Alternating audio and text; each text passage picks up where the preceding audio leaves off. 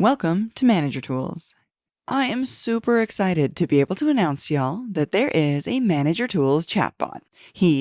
We've decided it's a he is not ready for prime time just yet, but we have 2 ways for you to find out more this November. First, Mike Ozen will be hosting a pop-up executive speaker series session on November 30th, in which he'll dive into the development process of our revolutionary MT chatbot, and we'll answer all of your questions.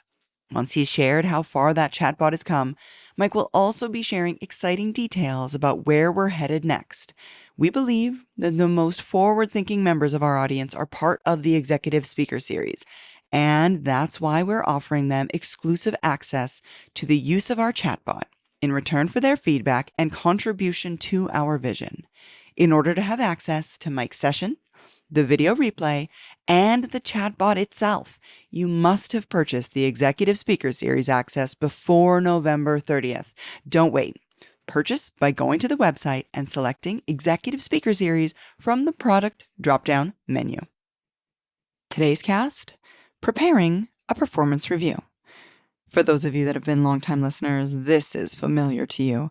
For those of you that are new, though, to the Manager Tools community, around U.S. Thanksgiving, each and every year, we release a series of podcasts around preparing for and delivering performance reviews.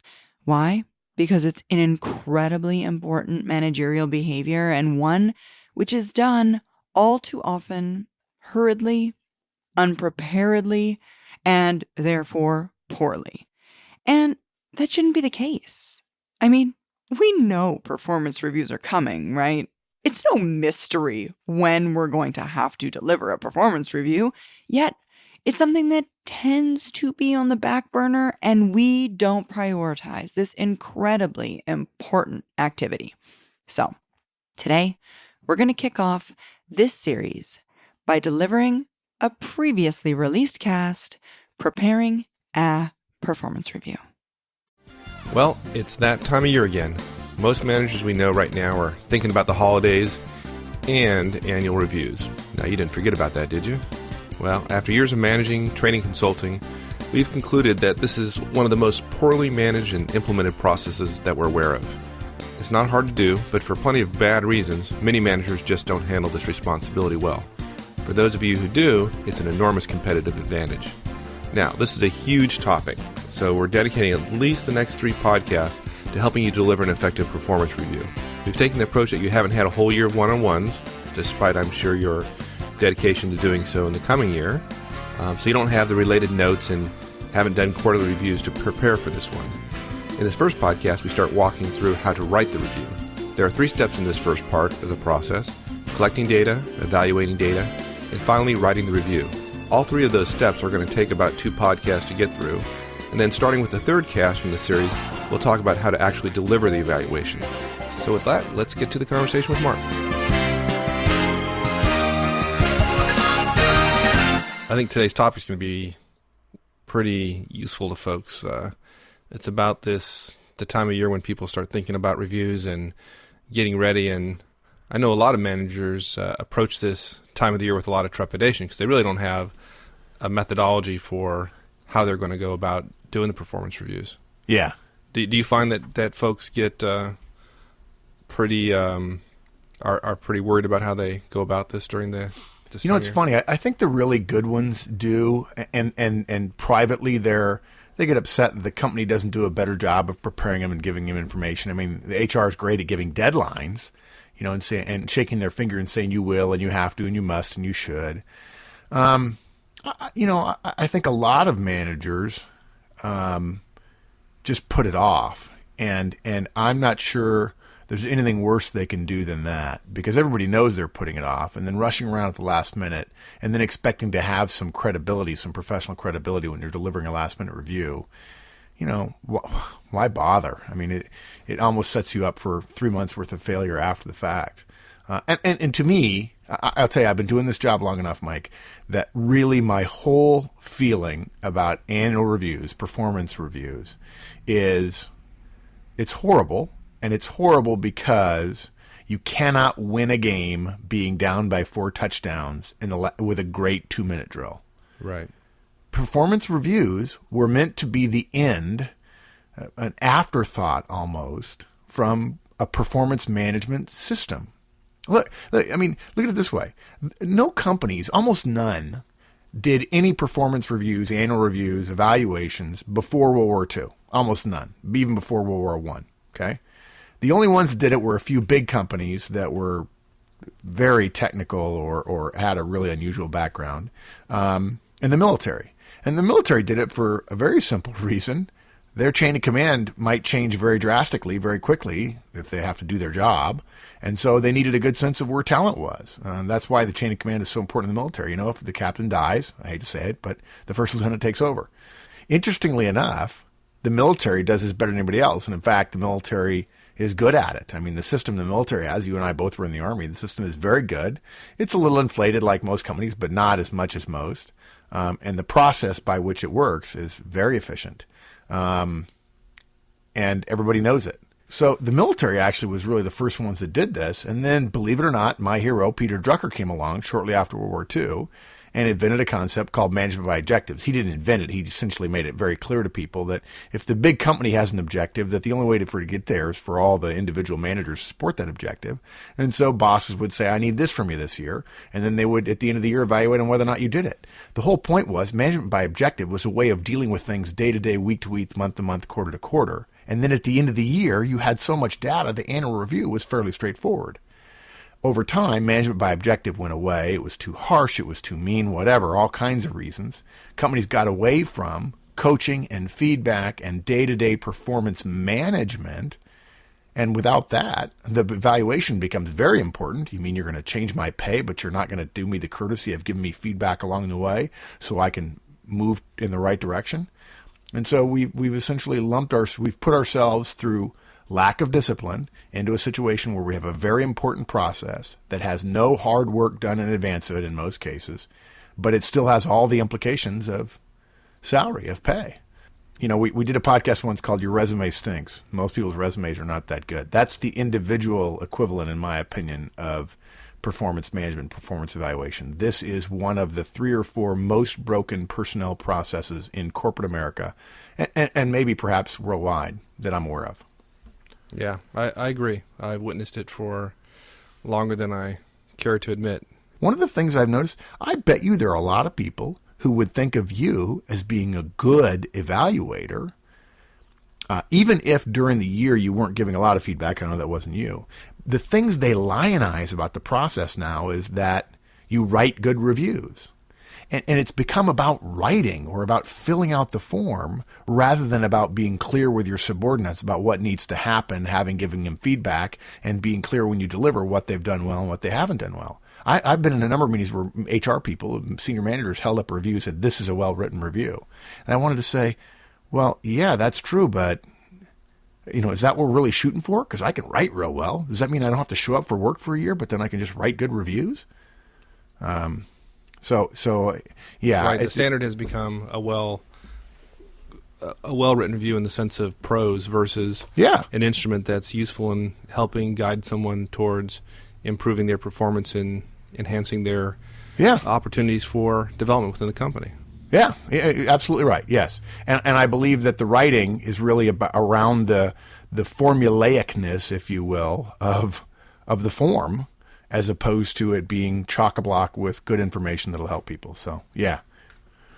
Good. Well, I think, a lot of people have difficulties with reviews, and I suspect that most managers right now are thinking about reviews. They may not be doing anything, but they're certainly thinking about it and feeling a little bit of stress going into the end of the year because they really haven't developed a method for completing performance reviews. Yes. And I think some of the things we're going to talk about today should alleviate some of that stress because it's a relatively straightforward process.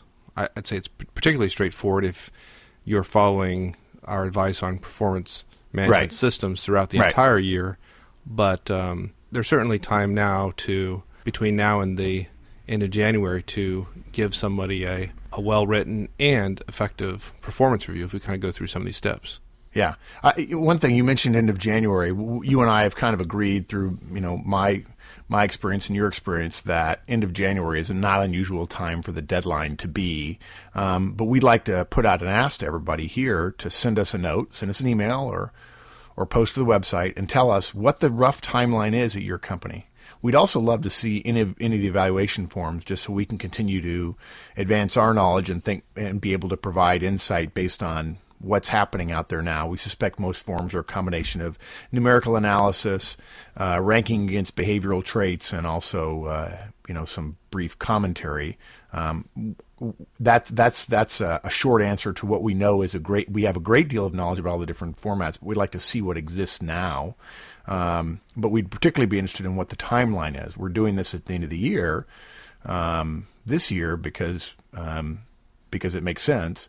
But as you say, this is the end of the performance management process for the previous year, and we're going to have to take the approach that not everybody who's listening to us has done performance management throughout the year. And so we're going to take an abbreviated approach to this and talk about getting ready, at least in this cast and maybe in another one, about writing the review, knowing that you haven't dotted your I's and crossed your T's throughout the year. And then we'll remind you at some point in the near future here how you can be more effective in terms of dotting your I's and crossing your T's in the next year so that you'll be ready and writing your review a year from now will be much simpler. All the data will be right in front of you. You won't have to gather it, and you'll be able to come to a conclusion very, very quickly. Yeah. Now, most of our listeners will be listening to this on Monday or Tuesday. Are there any things that they can do today, right now, to get this process started? Yeah, there are two things right now you can do that'll make your life easier, that'll put you half a step ahead of a lot of the people. First of all, lock down the location where you're going to do your reviews. Now, obviously, if it's in your office, lucky you, good to go. If it's not going to be in your office, find a space at the company where you can do it. And that means going in and locking down the conference room for a couple of days in order to get everybody through. And that'll make things a little bit easier. The other thing is you're going to be asking each team member to review their own performance. That may surprise you. Maybe your company asked for that, and if that's the case, great. We've got on our website, so you need to go and visit today, a document that you can use as guidance in terms of sending out an email or visiting with your folks in your one-on-one. It's a script or a memo to send out to say, look, I'm going to ask you to review your own performance. So you can ask them to do that now before the Christmas holidays, so you can get it back. So if you have any chance to think about this over the holidays, you'll be well ahead of the game. You don't want people handing it to you right before you deliver your review. You want to get it back in time to consider what they've included in your evaluation of them. So those are two things. Lock down the location and ask your folks for their input to be given back to you within a couple of weeks. Yeah, I've always found in my personal experience has been that a good deadline for me has been before you go home for the holidays. Yeah. Have this to me. So usually by Christmas time. And, people say, well, what about their performance between Christmas and end of the year? Well, there's not a lot of stuff happening. Yeah, and I would also say you can trust me to consider all of that performance. But it would really help me if you look at the first 50 weeks of the year. I can worry about the other 4%. Those are two things you can do right away. Now, I think isn't our plan, Mike, to really focus on really to break this into two parts. One is writing a review, and then the second part is delivering the review. Yeah, absolutely. The writing is really where the more work you've done in advance, the easier it's going to be. But writing a review, preparing it, going through the steps of preparing a review and then writing it is very different from the actual meeting of delivering it. And so we're going to make a whole separate show or shows around delivering the review and talk about what to say and how to say it and data you need to have there and so on. And when we talk about writing a review, really there are three key steps we have to own, three components of writing a review. And that's collecting the data that you're going to use, evaluating the data, and then, of course, actually writing the review. And we do have some suggestions there. Basically, when it comes to collecting the data, you got to go back through the year and look at whatever you can get your hands on about how the employee did their job. We do have some suggestions. Then you need to evaluate the data, and that means before you start writing, you have to think about the employee's performance. You don't want to get all this data and then immediately start writing, because if you start off in the wrong direction, if you don't pause, you'll end up in the wrong place when you get done. And then lastly, it's important that you write a review that the system will accept and the employee will accept. And so that's the third step, is writing one that you can feel good about. And there are some simple writing techniques, we have a couple of them, that will make filling out those essay portions a lot simpler, that are concise and yet full enough to deliver the information you need to make your point. So you want to talk about collecting data first? Yeah, let's talk about collecting data. Okay. As I mentioned before, we don't have time to teach you all the stuff that you should have been doing but haven't been doing over the past year. We respect that. Everybody's been busy and you haven't done it. That's fine. This what we're about to deliver is as if you have not done anything in terms of management skills. You don't have anything in front of you. And hopefully this process, as we walk this through, our listeners will see the incredible value of one-on-ones as a bucket where you not only communicate on day-to-day, but if you're keeping good records about one-on-ones, you have the very low-tech but highly powerful one-on-one forms as a repository of incredibly valuable information for collecting review data. So we want to go through, as we collect data, there are 5 sources of information that you need to collect data from. First is the job. Secondly is the job holder, and we'll talk about what that means in just a bit. Then the individual, subtle difference between individual and job holder. Then self-appraisal, we've already talked about that. We're going to ask them to appraise themselves. And lastly, some organizational data. So first, let's talk about job data. Believe it or not, you want to start with the job description. And you want to review it, and you want to ask yourself, first question, is it accurate? And that means, is everything that's on it correct for this person's job? Now, I know what there's some people, Mike, let me ask you something. What do you think that some managers here are listening to this cast right now? Some of our listeners are listening right now and are thinking, okay, get on with it. Get on, tell me about how to write the darn thing. I just want to put a little clutch. You think they're probably doing that? Oh, yeah, absolutely. So I'm going to put a clutch in here and I'm going to say, folks, this is the process. Take your time. If you want to do well delivering a good review, you've got to put your time in up front. I'm going to be the dark mark for a minute. You've already frittered away most of the year. If you want to continue that, that's fine, but just don't tell anybody when you deliver the review from which you didn't evaluate the job description. Don't tell them we helped you. But review the job description. Is it accurate? Is everything that's on it correct? And then is it complete? Is there something that's not on it that should be on it? And it's likely that some things are not going to be on it. Please don't say it's so horrible that this step is not worth it, because if you don't touch on it and your boss or HR look at it and see places where you disagree with it, that's going to make it harder. Even if you're proven right, it's going to make it harder because they're assuming that you will have looked at the job description. Okay? Now, it's also a good time for you to make a note and say, boy, this is really not that good. I'm going to have to update it. And me and my employee are going to update it. We're going to collaborate on updating in our goal setting session that happens later on. Okay? And if you're saying to yourself, well, we don't have job descriptions here, that's okay. We've got a way for you to simply create one. Doesn't take very long. And this will help you think about the job, because the job is what the person is being compared to. And if you don't have anything to compare them to, then it boils down to just your opinion, and that generally doesn't hold weight, doesn't hold water if HR doesn't like you, if you have a difficult relationship with your boss. You want to have objective things to compare the person's performance to.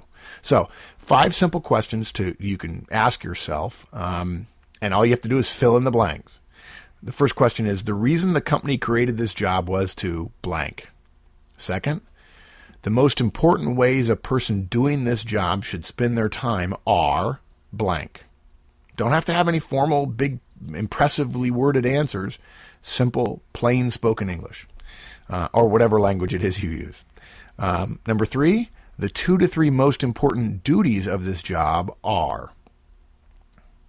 Number 4, what this job takes to be successful is. And that tends to be more traits and characteristics.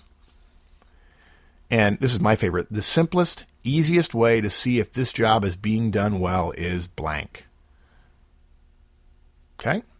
Now remember, that's about what we've just gone through is about the job. Okay? It's not about the team member. We're not asking you to evaluate the team member in this. We're asking you to think about the role that they're in.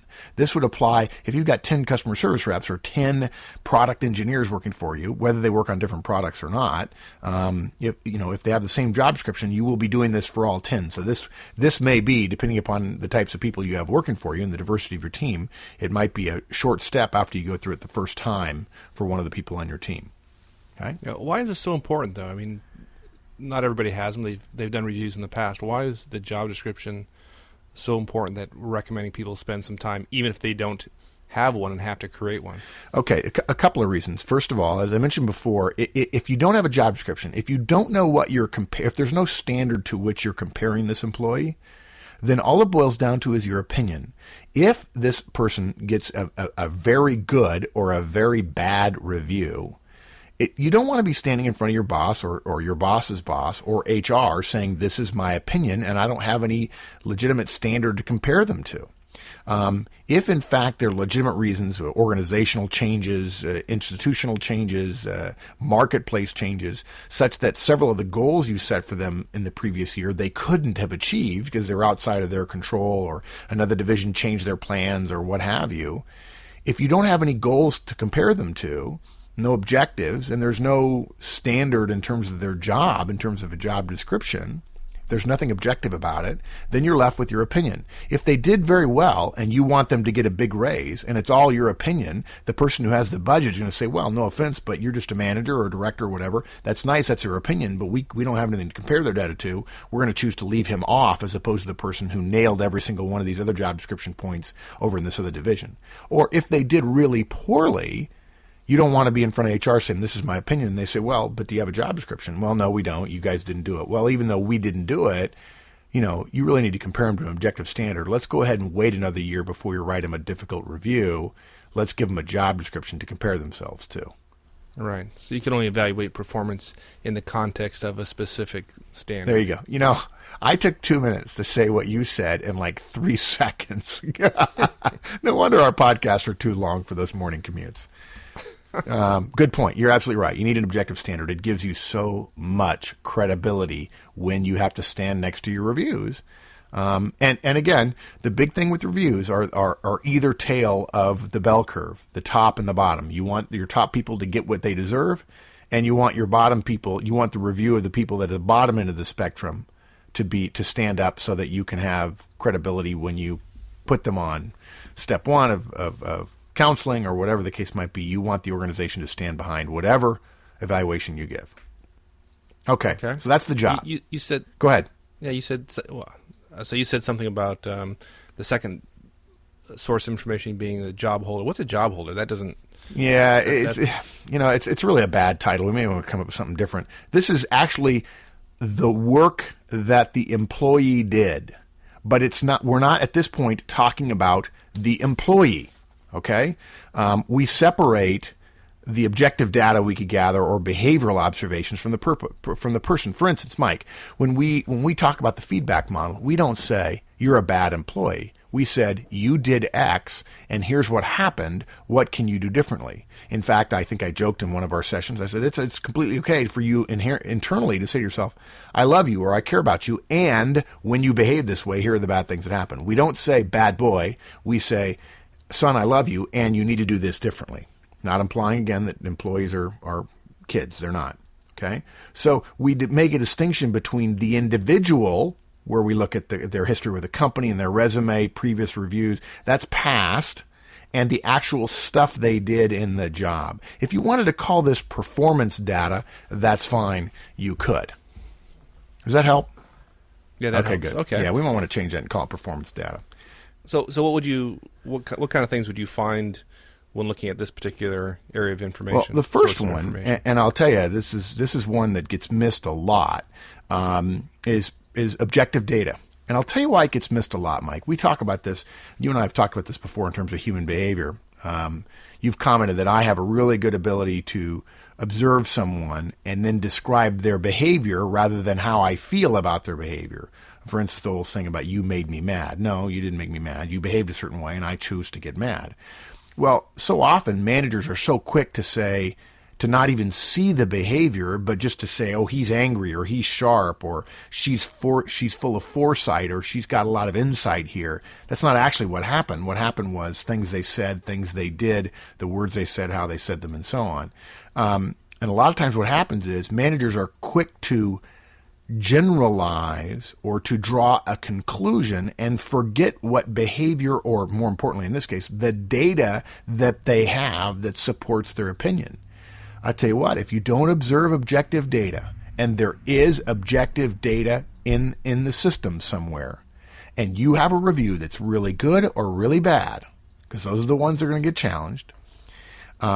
If you have a really good or a really bad review, and there is objective data available to you that disagrees with your conclusion, you can expect to have to make a case why you're smarter than the data. And generally, you're going to lose. So give me some examples of the kind of data that we collect for this. Obviously this assumes that you're in a company big enough that pays attention to metrics and standards and reporting. But look, it could be as simple as the number of days they were late, number of calls they answered, number of calls they dropped, the average quality score of stuff that they produced, total parts produced, total jobs finished, the number of complaints, the number of compliments, the number of errors, the number of spot bonuses they got, the number of times they went on disciplinary action, the number of end of quarter awards, their ranking in the representative structure, the number of quarterly contests they won. You notice I'm not talking about the quality of their work. I'm talking about the numbers that then may cause me to draw a conclusion about the quality of their work. If I say that somebody has a poor attitude in their review, I better have 5 or 6 specific examples of objective data. For instance, it's not enough to say routinely late. Well, you can say they're routinely late, but if you say in 1 2-month period they were late 26 times, you're not going to have anybody from HR arguing with you about their attitude. So you've got to gather the objective data. And what's helpful is, one of the things managers tend to do is they tend to rate people who are like them or very dislike them, either positively or negatively. The objective data generally will support your conclusion. I'm not going to kid you. Most managers have a pretty good sense of their team, but it's very helpful to know that there are specific bits of data that help your case, and you want to state them if, in fact, you want to make a particularly strong case. Okay? Okay. All right, good. Now, I'm not saying that those are the only things. There could be hundreds of pieces of objective data. For me, as a consulting firm owner, it'd be the number of clients, the number of revenue, the amount of revenue, the amount of profit, because I have a responsibility for costs, the number of successful hires, the number of days employees have been retained, those kinds of things, different for every job. Certainly budget for managers would be an issue. Okay, next thing, critical incidents. It may be hard if you haven't done it throughout the year, but this is basically an accounting of events which involve the team member, big or small, doesn't necessarily have to be huge. And of course, the problem so often is you can't recall things that are not huge at the end of the year, particularly things that happened in February. It doesn't have to be huge or grand or good or bad, and it can be an incident. It's an incident rather than a bit of data. It could be the handling of the John Smith referral call. It could be the connection between engineering and production on widget number 525. And what you want to do is write down your recollection of that incident. Use whatever system you already have to gather data from, and obviously, again, those one-on-ones with yellow stickies on them. If on Tuesday I'm going to meet with you in our one-on-one, and on the Friday before something happens that I want to remember, I just write myself a yellow sticky and put it down in the one-on-one. I may or may not talk to you about it in the one-on-one. I probably will, but at least at the end of the year, I've got 50 probably one-on-one forms that I can review. See if you can guess where my mind immediately goes to, where I can find all those critical incidents. You tell me. Yeah. Email. I mean, you know what's funny about that, Mike, is that people complain about email, but there it all is. I mean, sometimes it's trivial, the smallness of it, but that's the beauty of it for an annual review, is you've got, in most big companies, typical email load, you've probably got 1,000 emails from your employees. And you can go back to February and you can remember all kinds of things about what was going on in February based on what you're emailing back and forth about. Well, you know what I used to do, particularly when I had a much larger organization to worry about than I do now, is I used to have and I still do for all my people, I still have an email folder, but I used to have a very specific one that was a subfolder that was specific to their review. And as things occurred throughout the year that I wanted to be reminded about when it came time for reviews, I would file that in that special folder. And so that was the absolute first place I went when I started digging for this kind of information. And I made sure that I was pretty balanced in terms of both good and bad things I put in that folder. Hopefully, our folks have started using rules to sort mail by each of their team members, so that if it comes from Bob and Terry, who work for me, there's a mail inbox folder from Bob, and then also one from Terry. And I've seen it, Mike. Now, you're a little bit more sophisticated, but I've actually seen managers' faces just get so excited and feel like, oh my gosh, I'm going to be able to give a great review, because they're going through their inbox folders and seeing things that happened in January and February that are so long ago they never dreamed they would remember it. And there it is in black and white, a string of emails back and forth and how they handled it and whether it was good or bad. And quite frankly, sometimes all you need to do is see the first email about a particular situation, and that takes you right back to March, and you're going, oh, I remember that. That turned out really well. He saved my tail on that one. So I've seen the looks on faces, and it's well worth going back through email. It shouldn't be a crutch to keep you from doing one-on-ones and keeping notes in other places, but email is a great place to look. Okay, and the third thing is, and those are incidents we're talking about, and the third thing is actual behavioral observations. We're not talking about performance in terms of results here. We're not talking about an incident, but just anything you see that happens day to day, week to week. Again, unlikely you're going to naturally remember it. And in fact, this is the one, behavioral observations tend to be the ones that cause you to have the what we call the recency skew, which means anything that happens in November and December tends to get weighted more heavily than things that happen in January or February. That's one of the errors in terms of evaluation that's pretty common among managers. But if you've been keeping notes, about feedback you've given them, positive or negative feedback, it'll be easy for you to remind yourself of what the behaviors are. And the reason we mention that is because most evaluations tend to be a combination of how do they do versus their goals, what was their performance against plan, and then also some comment, some feedback, some review of their behavioral traits or characteristics. Their personality, if you will, that's probably too loose a word. But those are the kind of things that may very well be on the review. And if you take some time to think about them, and again, think about behavior rather than just generalizations like friendly or warm, think about specific behaviors, you'll do well, and it'll make it easier for you when you actually sit down to write. All right, so that's it for job and job holder, and then we got to go to individual data, okay? And this is just a step to remind you to take you back out of the job and their performance, and remember that you're evaluating a person's performance, so that person's background is important. Get data on their history with the company. HR should be able to give you this. And Mike, I got to tell you, I'm amazed at the number of companies that say, hey, we want you to do reviews. Here are the forms. HR's got all this great data, and they don't send the great data down because, oh, well, that's confidential. Well, I'm about to write a review that's going to go into their confidential file. Can I see the rest of their file so I can write a good review? Also, I think you should review their resume every year. It helps you to see what their career path is, what they've been doing, whether or not there's anything in their background that you're not tapping that might be helpful. We sometimes get so focused down in the weeds on the day-to-day, week-to-week, month-to-month, and project-based stuff and person's role within that project that we forget to think more broadly about them and their skills and how they might be able to be effective for the organization. Yeah, wouldn't it be wonderful to give somebody some feedback on a performance review about how well they're doing towards achieving some of the goals that they had laid out in terms of the job they wanted or the position they wanted, or transition to another area of the company that required some new skills that they hadn't developed yet. Yeah, I'm amazed at the number of managers who say, well, I gave them a review on the year. I'm saying, yeah, okay, that's good. That's what you need to do. That's what the company asks of you. But gosh, more importantly, wouldn't you want to tell them how they're doing versus what they want? I mean, if they really want to be a manager someday, we just got a question recently about how can I break into management. If they want to be a manager someday, maybe you should show them how what they're doing is going to help them get into management or not.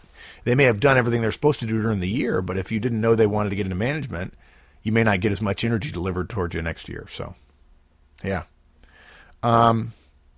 And really, if all you do is focus on goals and objectives, you've got too narrow a focus, because it means that all you do is manage them year to year rather than over the lifetime of their experience with the organization. Any changes in behavior and performance? I mean, if in the previous year they achieved every single one of their goals and objectives, and the year before that they achieved every single one of their goals and objectives, and this is the first year they haven't, maybe it's not them. Maybe it's you. Maybe it's the role they're in. If they're in a new role, they were in a role previously, and now they're in a new role and they're struggling a little bit, you may have to spend more time with them, and you didn't realize that. You need to be able to review the individual data to help you get a sense of where they are within their career and the company and the job. Number 4, self-appraisal. And I really feel like this is a huge competitive advantage for those of you who are listening. It's too often ignored. Whether your organization requires it or not, we recommend you ask the employee to review themselves. Have them fill out the review form and add to it anything they like, and tell them that you'll be incorporating their input into the review. Don't tell them that they're going to get to write their own review, because they will. Don't mislead them. Give them a deadline that allows you to incorporate it, of course. Don't expect them to, and I would say that if I give somebody 2 weeks, and if I have a month to evaluate 10 people, and I give employees 2 weeks to get me back their stuff, and after week 2, Joe, who works for me, says, well, I'm not done yet. I said, well, okay, Joe, I'll give you a couple more days. And a couple more days, I still haven't heard anything from Joe. I'm going to say, Joe, look, let's make it easy. Let's make it sort of a no-risk kind of situation. I'll give you until week 3 and 1 more week. If you haven't completed it then, I'm not going to include it no matter when you get it to me.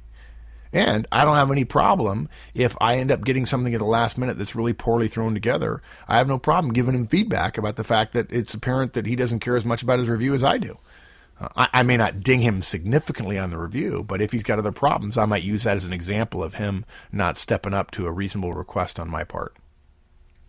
On the other hand, somebody who really does a bang-up job and gives me a lot of information, I'm going to mention that in the review if I feel like it was an exceptionally good piece of work.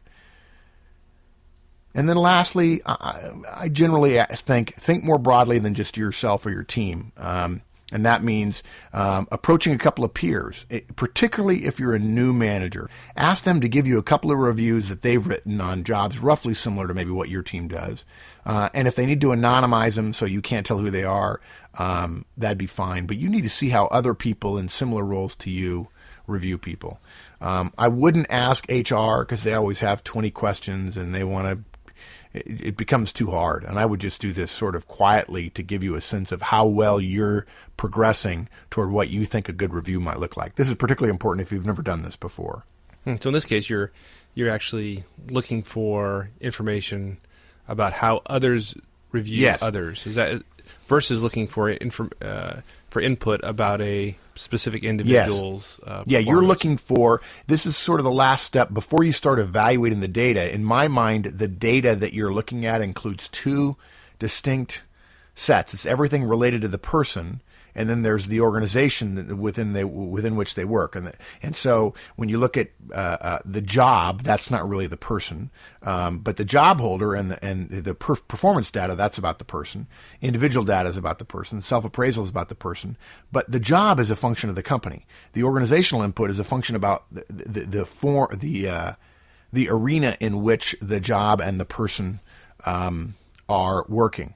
And it helps to know systemically or systematically how it is the organization works. Now, if you've done this 3 or 4 years in a row, you probably don't need to know how your peers are evaluating. But I think if you are an experienced manager, you ought to be sharing data with those who are fairly new. In fact, it'd be great if some of you are listening, if you've been doing your job for a while, go to some of the new managers and say, hey, listen, I'd like to help you out. I've taken out all the personal information. I thought you might like to see the last year HR said these were particularly good. And maybe this will help you write your reviews. Wouldn't that be a lovely thing? Well, before we get into, I think the next area we're going to talk about is evaluating data. But before we get into that, it occurred to me we didn't talk any in the collecting data section about other sources of information. For example, collecting data about the job holder going to the individual's customer. Say they serve a particular customer within the organization, or going to their peers, or going outside of your direct knowledge of the individual's performance. Is that something worthy of Yes, considering? absolutely. you and I, we always struggle against the form we're delivering and how much time we have and so on. I absolutely agree that would be good. I in my head, Mike, I'm not saying this is the way to do it, but in my head, I kind of lump that into the objective data and the critical incidents. But you're right, we should add. It may be that you have to reach out to get some of that information. I'm a little bit cautious in just this form to suggest that people ask peers of the employee for input. That touches on something called 360-degree feedback. And while many companies use that, many companies do it terribly, terribly wrong. And I know many companies who say they do it well, who then when I talk privately with managers, they say, well, yeah, but there's a way to game that system, and we talk about it and make sure that we're doing the right thing for each other, which absolutely defeats the purpose of the thing. So other than, I'm not saying some managers can't do it and do it well. I would probably reserve that for knowledge of the particular manager and the particular situation. I absolutely agree, though, if they've got a customer or if they're serving somebody internal in the organization and I can get information from them around objective data or critical incidents or behavioral observations, I'm absolutely going to be all over that. That's another source for that job holder or performance data that is so important, and I agree. You're dead on right with that. Yeah, and I suspect in today's business climate that's required Yes. more and more, where folks are matrix out in various different capacities, and they're actually, even though there's a functional manager responsible for writing the review, there are a number of other supervisors or managers out there that are going to want to have some input into the person's review. And what's funny about that is that everybody talks about the matrix and, well, it's a good plan, and we've got a functional relationship and they've got a customer, and so I want to hear from the customer. And you send an email asking the customer for input, you don't hear anything back. You send another email, nothing back. Or he's doing fine. But then when there's a problem, they want to scream bloody murder that, well, I wish I could get better people and so on. Like, hey, if you're not going to help me be part of the solution, you're part of the problem. I wish I weren't so cynical about that. Yeah, I won't say I've ever used that technique. Okay, so now that's the 5 sources of data in terms of collecting data. And, we'd love to spend 2 hours on that. There's a lot more to talk about, but it depends a great deal on the individual. It depends a great deal on the company and so on. And I'm sure somebody's going to write us a note and saying, well, that doesn't really work for me. And we'll say, okay, you're probably right. We can't cover every single wharf on the waterfront, but we do our best. That was part 1 of preparing the performance review. I hope you've been taking notes, and if not, a license to our work will get you the show notes, which are pretty great. Since we created these casts, we've created a lot more guidance on performance reviews, so if your question didn't seem to be covered, go to our website, type in performance in the search bar, and it will list podcasts for you that address that. Now, here's part 2. The next step is evaluating the data you've gathered. And we feel this is even harder because it's really, again, it depends on the company and the role and so on. But there are 3 steps we do suggest everybody go through before you actually write and fill out the form. And I will tell you that if you do these well, these are ones you'll remember as being most helpful. You got a big pile of data in front of you, and the first thing, as you've been gathering the data, as you're thinking about it, what does this mean for Joe, this guy I'm evaluating? What does it mean for Terry? What does it mean for Jane? The first thing is begin with the end in mind, just like Stephen Covey says. Lay everything you've got down and ask yourself, what is the core message that I want to send to this person? What is the one thing I wanted to learn from this evaluation? What do I not want him to miss? And then don't lose sight of that idea as you evaluate, as you continue to evaluate and you write. Make sure that message comes through. Now, I'm not suggesting that means that's the only message. You don't want to say, well, I want to send a message that he's good, so therefore I'm going to take out everything that's bad. No, that's not it at all. There's both going to be good and bad in probably every evaluation. But so often what happens is we go through each part of the form as we rush to write. We go through each part of the form, and then when we get done, we're kind of like, oh, what does that say? Well, each part is right, but the overall intent or the overall message is very muddied. And I found it's very, very helpful when you're actually delivering the review to have a clear upfront paragraph or 2 that describes what the key takeaway should be of the meeting that you're having. And I tell you, if you do not tell people what your key message or takeaway is, they won't get it. Quite frankly, when you deliver a review, the only thing you can be sure of, well, it's a little pop quiz, Mike. What is the one piece of information that everybody can be sure, every manager can be sure the employee gets in an annual or in a performance review. Mike, forget about the form, forget about the review for a minute. Think about the meeting you have with the employee, the words you say, what they're coming in to hear from you, what they're hoping to find out. When they get done with the meeting, what is the one thing you tell them that they will not forget? Their raise, their merit increase, or whatever Absolutely you call right. it. And if you're not careful, that's what they'll remember. And if you don't have a clear message about the performance, particularly when the raises are smaller or the buckets are narrowly defined between top performer and middle performer or almost top performer, and there's a 7% raise or a 3% raise or a 6% raise, if you're not very clear about what your message is, they'll spend all their emotional energy thinking about, did I get a 6 or did I get a 7% raise? And why did I get a 6? And boy, can't he see that I nearly killed myself this year for him. I think I deserve a 7. Yeah, or give them a 1%. They'll remember that too. Oh, they'll remember that one. Yeah. Okay, so that's the first thing. Begin with the end in mind. Sketch yourself some notes as you're looking at the data. What is the key message I want to get across? And make sure you don't lose that, to include a prefatory paragraph or two in the meeting itself where you talk about what the message is. Second thing, good idea to remind yourself of common evaluation errors as you evaluate the data before you put pen to paper. There are many of them that psychologists can talk to you about, 6 or 7 or 8 that are sort of semi-famous, and maybe in a longer podcast we'll talk about all those things. But we believe the 2 that are most common are, first, the halo effect, or its opposite, the horns effect. That's one. And that just simply means you like or dislike the person in general, and then you generalize to every part of their performance based on that one perception. A good example might be, you like me working for you. I tend to be pretty smart and pretty aggressive, and so therefore overall I do real well. And that causes you to overlook the fact that I can be abrasive at times with some of my coworkers, and that needs to be included as a developmental opportunity for me. So that would be a halo effect, giving a skew to my evaluation. The other effect that I think is very important is the similar to me effect. And basically, if someone resembles you, and I'm not just talking about appearance, I'm not going toward race or gender here, but if they're similar to you in drive or personality or desires or career path or background, this gets layered over their whole evaluation, and they tend to do better on the evaluation than they should. And the opposite is true as well. That person has a very different background than me. They tend to think differently than me, so therefore they're not going to do as well overall. There is very little evidence that race plays any factor in evaluations. It's very, very, very slight based on a study a number of years ago, but it was not statistically significant. There's very little evidence that gender plays any difference, makes any difference in evaluations. About the only thing that tends to be systematically proven in evaluations is that younger managers, newer managers, tend to be tougher than more senior managers, more seasoned managers, if you will. That's about the only bias in terms of broad biases and those kind of things that tend to be true.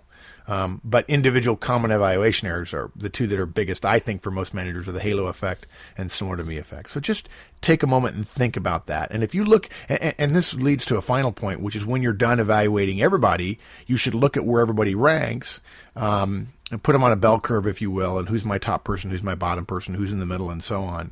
And then look and see when you cut it up by race and by gender and by age and by background and by personality, make sure there's no trends that stand out too obviously. If all the people who are friendly and outgoing tend to be at the top, but the data suggest in terms of numbers and the objective data are spread pretty evenly, you may be guilty of a similar to me effect, and you want to be cautious about that. And that's really the third point we want to make, is a distribution analysis. See how they fit and in terms of a distribution and bell curve analysis. And believe it or not, keep in mind that a majority of your team is likely to be in the middle of the bell curve, because that's the way bell curves are structured. I know every manager tells me all the time, Mike, I kid you not, I talked to one manager a couple of years ago at a very large company who told me, Mark, the worst person on my team is better than the best person on any team. That's how loyal I am to my people. And I said, well, unfortunately, your loyalty is not what's being evaluated on this form. It's better to reduce any skew that you have now and let the data drive your evaluation.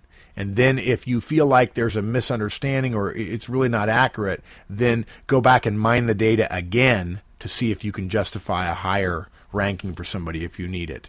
Don't start out with everybody at the top and then let the data try to drive you down, because that will be indicative of an evaluation. And I can tell you from years of managing managers of managers of managers that the argument that your managers or your people are, all of them are better than every other person within the entire organization is, it gets you absolutely nowhere. It brings into question your judgment as a manager. So don't go there. Yeah, and you know what? In fact, I listened to a VP once, Mike, tell me, Mark, I hear that all the time.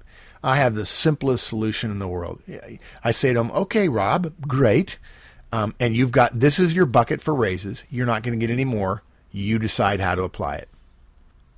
And then this person said, and Rob, if you give it to everybody equally, and Joe and Terry, who you know are your true top performers, even though everybody else is real close to them, if Joe and Terry get 2% because you're trying to protect everybody in your team, and over on the team next to yours, Bob and Jane get 5%, you have just given short shrift to your two top performers. You're going to have to figure out how to divvy up this bucket of increases. And the best way to do that is to think about the bell curve. Yeah.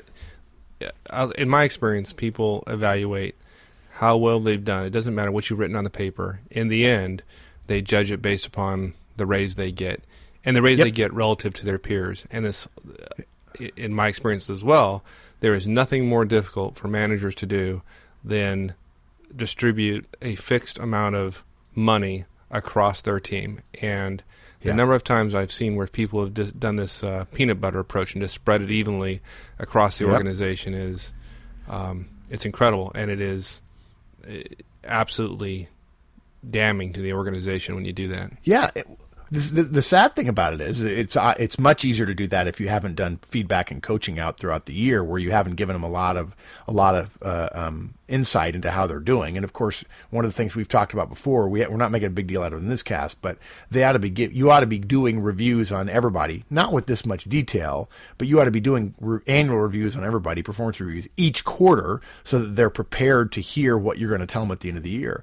But the danger of giving everybody equal is that it demotivates your top performers and motivates your bottom performers. It essentially says, keep doing what you're doing to the bottom performers, because whether you like it or not, people may not, it may be, quote, private, but let me tell you, your top performers are going to walk out of there being ticked. Your bottom performers are going to be going, whew, man, I got the middle. I did fine.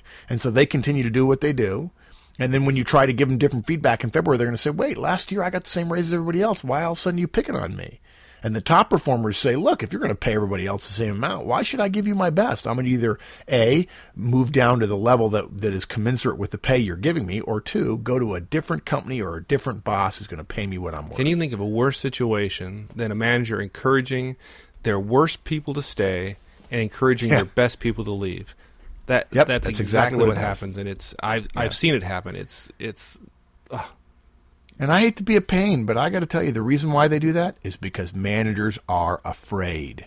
Because they're afraid to have that tough conversation to say, you didn't perform as well as I'd like, and so while the mean raise that the organization is giving out this year is 3%, I can only justify giving you 1%. And I'm doing this for 2 reasons. One is a reflection of your performance last year, and to encourage you to do better next year. I want to work with you, I want to do better, and your raise is 1%. Okay, so that's everything on evaluating the data. And now we actually have to write the review. And we apologize. We don't have everybody's review forms to give you individual guidance. Although, when I consult with companies and we start talking about improving performance, one of the things I ask for is, let me see your annual review so that I can be talking about that throughout the year and coaching managers on how to talk about it so that we're delivering a consistent message. There are some things you can do to be more effective, even in a largely generic sense.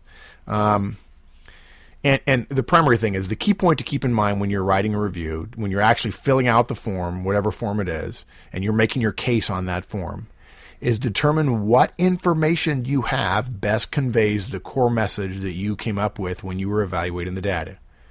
Now, that's likely to be a combination of behaviors and their results against goals and performance against goals. Behaviors aren't exactly performance. Performance is sort of aggregated behavior, and results is aggregated performance, if you will. Again, I want to go back. This isn't to suggest that if performance is poor, you're only going to put bad examples go on the review. But the key is, does the preponderance of the information on the form support your core message or key point? And this is a neat tip for a lot of managers. Keep in mind that you can't address everything that happened in the past year on the form, so you'll want to have all the data you collected with you in the review meeting to be able to elaborate in any area if you get pushback or people want to know more.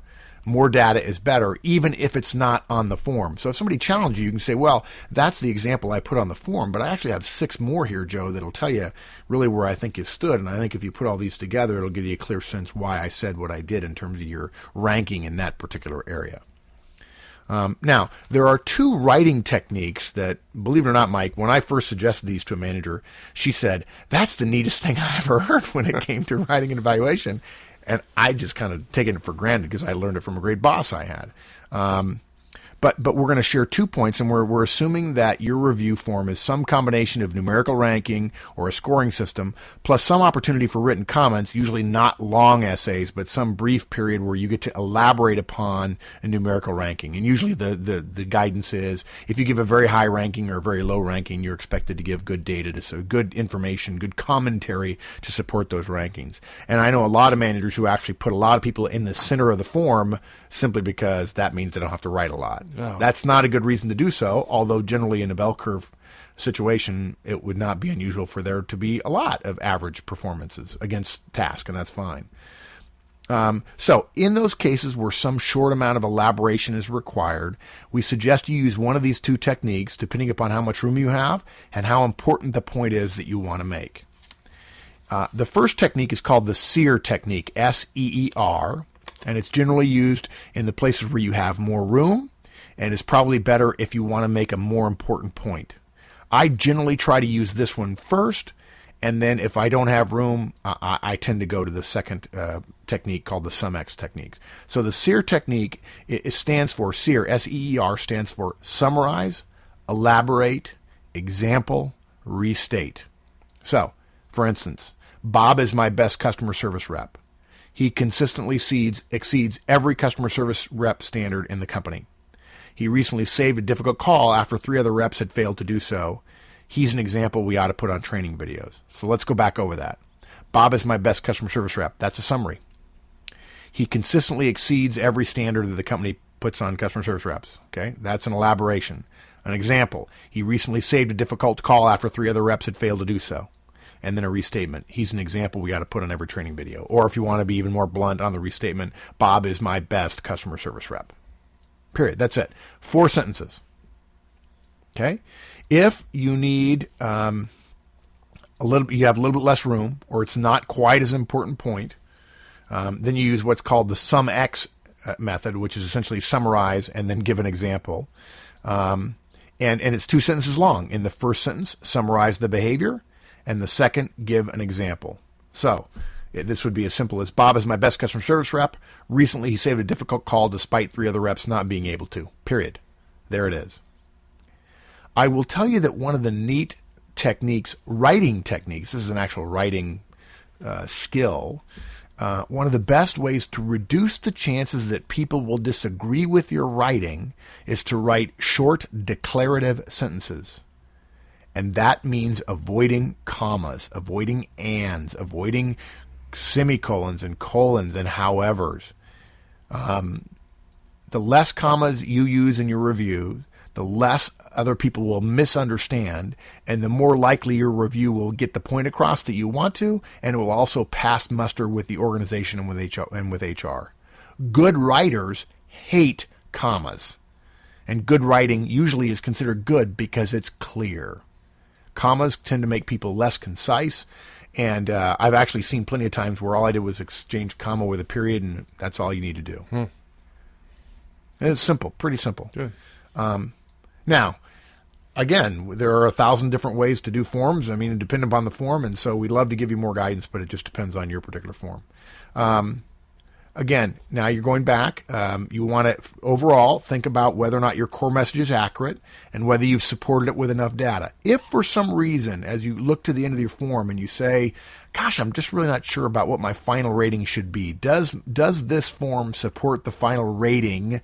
Highly exceeds or usually exceeds or sometimes exceeds or meets expectations, whatever the case might be. If you feel like you're not really certain, if a final rating is called for, a neat technique that I've seen some really savvy managers, particularly technical managers, use is to use a weighting factor when you look at the criteria that you're using. Let's say there are 7 criteria, and then at the end there is, okay, tell them where they fit on the scale of doesn't meet expectations, usually meets, exceeds, far exceeds, something like that. If there are 7 criteria that are not weighted, in other words, they don't give you a formula to multiply part 1 by and part 2 by, then put your own weighting on them in order to see whether or not you're really justifying the far exceeds or the usually exceeds or the often exceeds.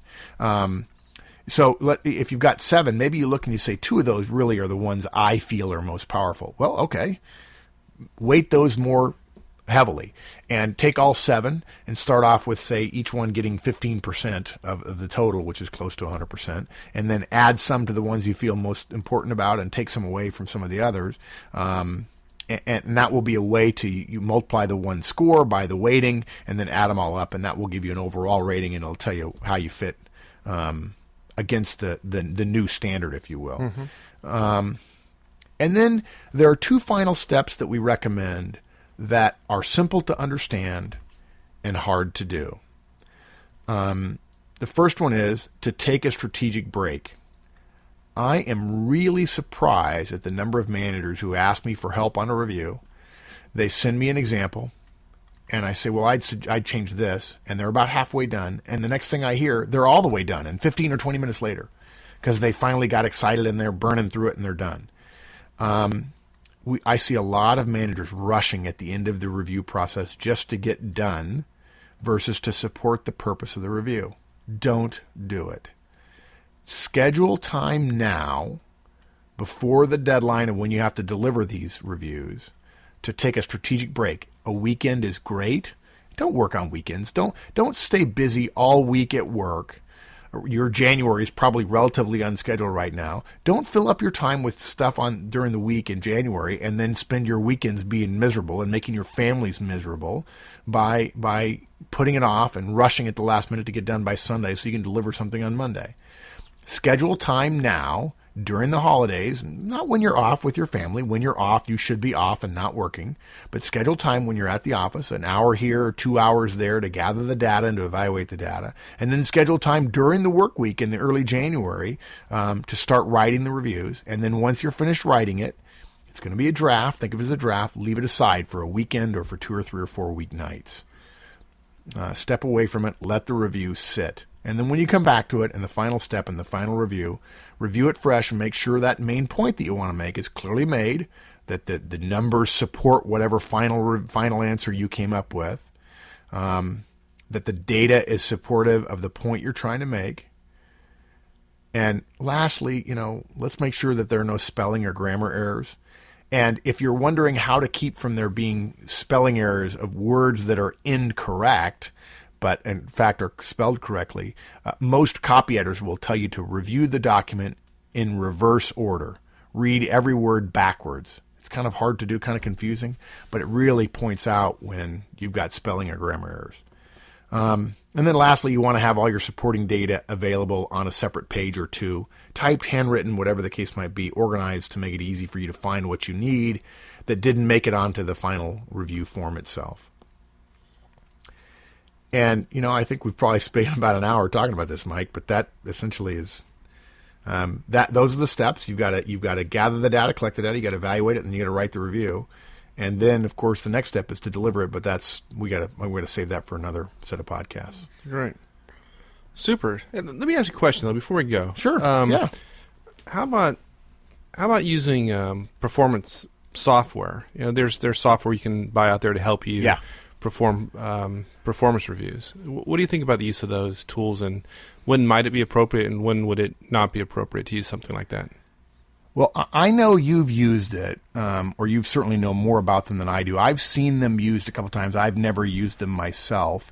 Part of the reason for mine is I'm not necessarily the best person to ask because I like writing, and I'd prefer not to let a machine write for me. What I have found is that when they are used, they are going back to that fundamental issue of we're going to write the review rather than actually doing the hard work of preparing the review. If you're really well prepared, writing is easy. So I generally don't recommend it because people use it as a crutch, coming up with good words and phrases, adjectives and adverbs that are powerful. But I'm not going to say to a manager, if you've got all your data together and you're just not a great writer, you're really struggling with writing, I don't think they'd be a bad idea. I just don't think they can make you a great reviewer if you haven't done your homework, collected the data, evaluated the data, and know exactly why you want to send John this message and Terry that message. You can't make a great review just by writing it well. You might impress somebody in HR. So would I rule them out of hand? No. In fact, for the right manager, I would say it'd be great. But not every manager is the right manager to be using them. Yeah, I'm not. I've used them in the past. Matter of fact, one particular year, that was how the entire organization did reviews, and it was more of filling in the blanks than it was using it to generate the text. It was useful in the sense of formatting the review and printing out the final document. Sure. That was pretty nice. In terms of use, in terms of generating the text, I'm kind of mixed. In some cases, it was useful to give you a structure for. I think it was very similar to like the SEER technique that you talked about, that it would kind of generate something in that form, and then you end up doing quite a bit of extensive editing. And in the end, I'm not sure it saved any time at all. Although, if somebody simply had the SEER technique, I think they would have been just as far down the path and probably saved a lot of time and created something more effective in the end. Well, I'll tell you, if we have time, this may end up on the cutting room floor, but I'll tell you how I came up with the SEER technique, and then I've essentially adopted somebody else's SumX method because people said they didn't want to write 4 sentences. I started reviewing a bunch of managers' evaluations, and I realized that what they were trying to do in a very small space was tell a story. Look, I mean, I love stories. Stories are how we learn. It's an important part of our culture, but it's not. But reviews are not a place to tell a story. They literally would start at the beginning, right? And they would say, well, back in March, and I'm like, wow, there's back in March are 3 words we don't have time for in a 1/4-inch vertical space on a review form. And so I had this flash of what other times am I asked by clients to teach them to communicate more concisely when a whole story may not be effective. And what hit me on the head was the SEER technique originally comes from how to answer questions if you've given a speech or if you're talking to the media. It's a way of structuring your answer that's clear and crisp rather than telling a story and getting a reporter irritated that you're not answering their question. You've almost said, I don't want to tell you what you want to know. I want to tell you what I want you to know. And the SEER techniques makes it crisp and easy and fast, and yet it definitely delivers on the question. And so that I essentially adopted the SEER technique for this. And the SumX is just a sort of a slimmed down version of the SEER technique. Okay. And usually what it boils down, good writing, really, really good writing is incredibly concise. There's a famous story about the 2 poets that were writing letters to each other. I'm sure somebody will write in and tell us who they were. One of them may have been Elizabeth Barrett Browning. And the note, at the end of the note, one said, I'm sorry I wrote so long. I would have written you a shorter letter had I more time. Because a good writer would figure out a way to cut out the extra words and get rid of commas and be more declarative and more simple. So if you find yourself writing too long, jump on the SEER technique or the SumX technique, and that will crisp up your writing and get rid of the commas. Good. Talk to me a little bit about the balance between creating an objective review against some specific, well-defined performance measures versus a relative performance review i.e., performance of the individual relative to their peers in a similar position. I think a lot of folks run into this kind of dilemma where if they were to be objective, the individual would get a less than average review, in the sense that there's a lot of organizations where reviews are pretty, what's the word I'm looking for? Inflated. Yeah. And if you were to give, and you as a more careful manager were to give an objective review, you would in fact end up hurting a good performer. Yeah. Okay. That's an answer we could talk about for probably half an hour. I'll give you kind of a high level. At some point here, I'm going to tell you what I'm going to do, but I don't recommend everybody do that. One school of thought would be you would essentially accept whatever natural inflation the company does, and you'll essentially write a review that goes to that, and you're essentially protecting your employee. And the review is everybody in HR and your boss likes it, and it fits and it's correct. While secretly you all know that probably you're not being as strongly positive about your top performers, and you're probably not being as strongly negative on your bottom performers. Okay, that's the necessary. The inflated systems not only help people at the bottom, they hurt people at the top, because there's not a lot of room for them to be distinguished from people in the middle or the bottom of the evaluation. Yeah. Okay. So one school of thought is you just write to the system, and it's not, I guess it's what you call relative, in that you're writing relative to everybody else. Okay, I find that egregious, but acceptable. Another technique, the other end of the spectrum, is to say, to heck with the system. I'm going to write absolutely objective evaluations. And I'm going to spread my team out if, in fact, they deserve to be spread out. And usually most teams do. No matter how good a manager I am, I've had good performers and bad performers. And I'm going to be very direct about it. I'm prepared a little bit, more than most, I'm certain, to poke my finger in the eye of the organization that says, well, we really can't give somebody that evaluation. Now, the reason I do that is because I've spent the last year gathering hordes of data that nobody else has. I've got all my one-on-one forms. I've got all the emails that I've sent categorized, printed out in a form that's I've probably got a file 2 inches thick, and I'm going to bury HR in data. Okay, I do this because not only do I want my bottom performers, not only do I want to send a message to the organization, my bottom performers really are that bad and I can prove it, but you're going to have a hard time taking away my top rating from my top performers, and therefore they're going to get a top raise, and they're going to want to continue working for me because I'm the one that truly proves how good they are. Okay, now, all that said, I don't recommend the vast majority of managers do that, because they usually don't have the data to support it, and they end up caving and accepting whatever HR or their boss wants. And look, if your evaluations don't fit into the larger bell curve, if you will, or the rankings that your boss has to produce, your boss will tell you change them, period. And I'm not suggesting anybody get fired over writing an annual review. I think there's some middle ground that I can recommend. I really can't feel very strongly about recommending just go along with whatever the company says. What I can recommend is what amounts to writing 2 reviews, or satisfying the organization by making sure that whatever you write fits in with the inflationary system that you have, but make sure that there is additional data covered to allow a poor performer and a top performer to know how well they're doing.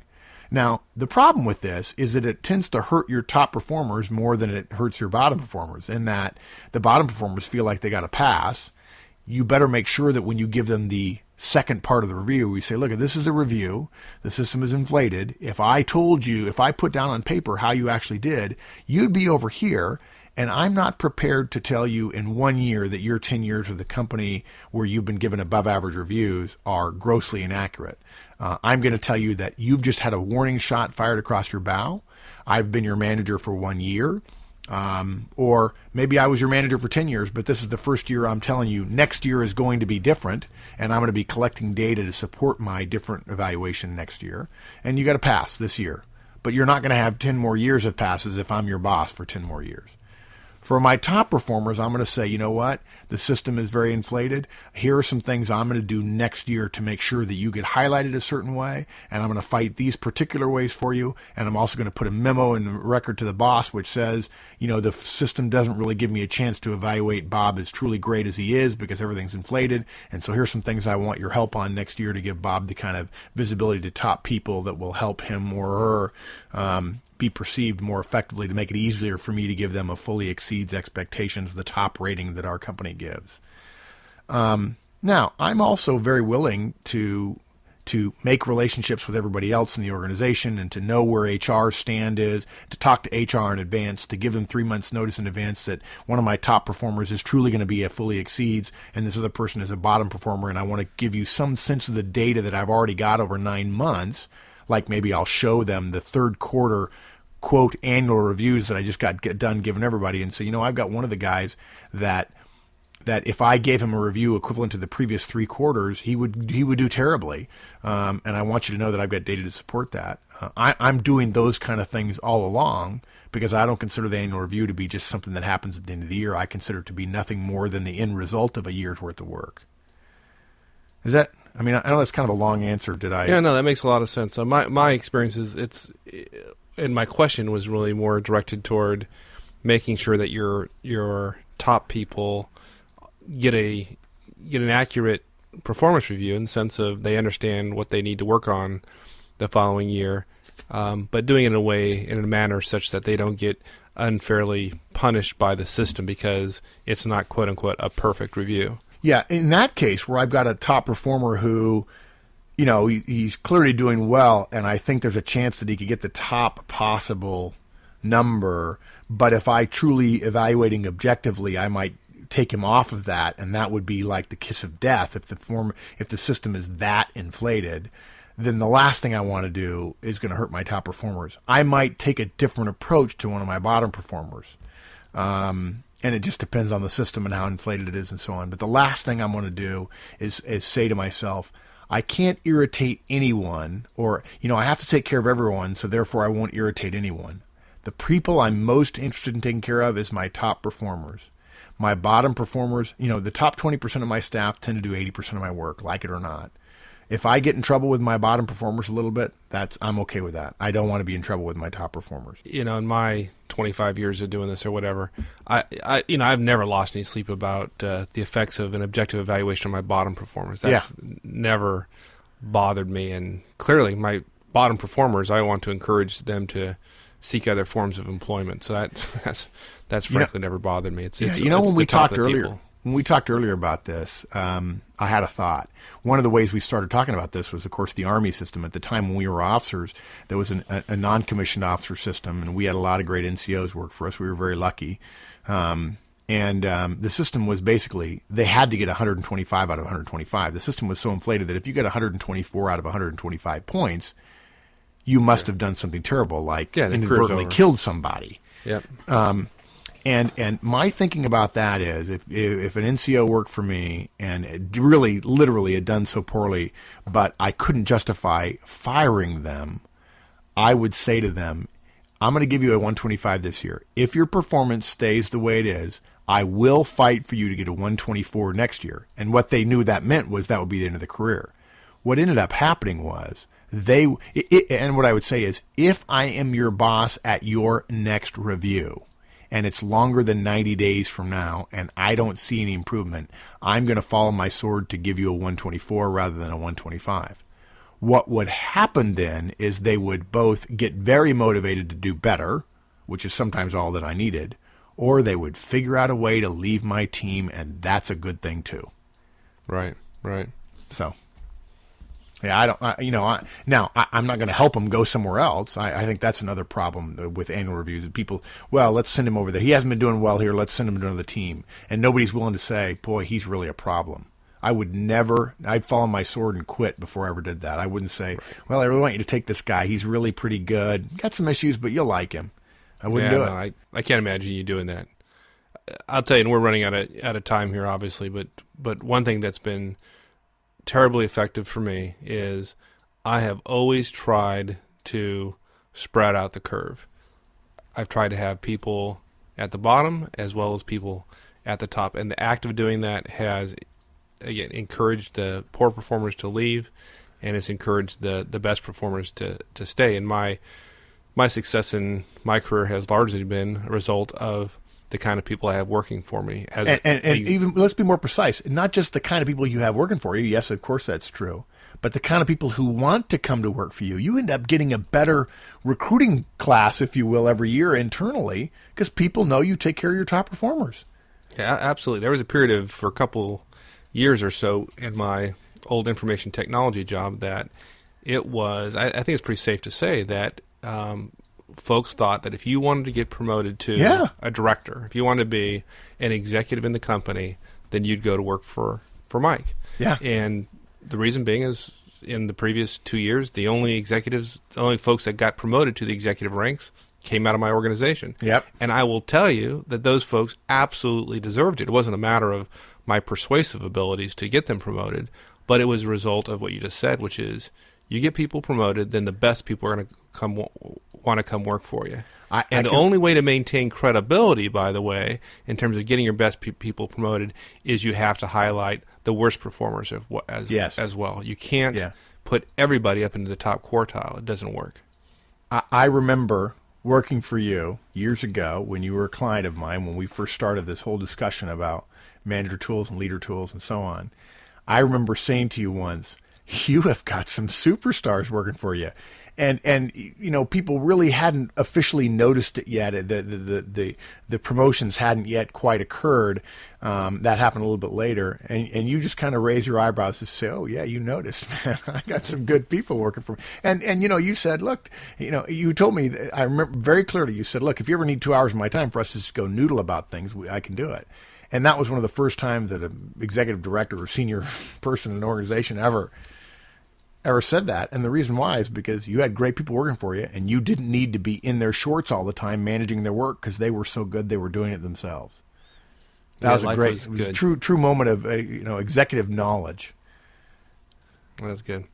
All righty. Well, we've I suspect we'll have broken this up into 2 podcasts because of the length, but it's good stuff. It's a big topic and an incredibly important topic. So thanks for sharing this with us. This is great stuff, and I hope this gives folks some information to think about over the holidays as they prepare for their reviews coming up. We really, if you do this well this year, it will catapult you next year. You'll change your relationship subtly with your folks, and it will remind you how important it is to gather data throughout the year and do the reviews quarterly, so that next year, this time, you don't even need to review this podcast because you're all over it. Absolutely. And we're going to come back at the beginning of this coming year and talk about performance management systems in a much broader context, so that when you get to this point next year, you'll be golden. Yep. All right. Thanks my friend. All right. See ya. Bye. Bye. All right, everyone. That's it for today, and thanks for joining us. I'd like to send some thanks and appreciation to those folks who've cared to leave us feedback on the website. We always appreciate that. We've got a couple people who've left us comments on the audio voice line as well, so we're going to be sure to include that in one of these podcasts when we get to a subject that doesn't quite take up all the allotted time. We try to get these things done in 30 minutes, and if you've been with us for any great length of time, we're fairly poor at reaching that objective, probably closer to 40. So we won't add these audio comments to that. In the meantime, enjoy the holidays, and we'll see you again next week. See y'all.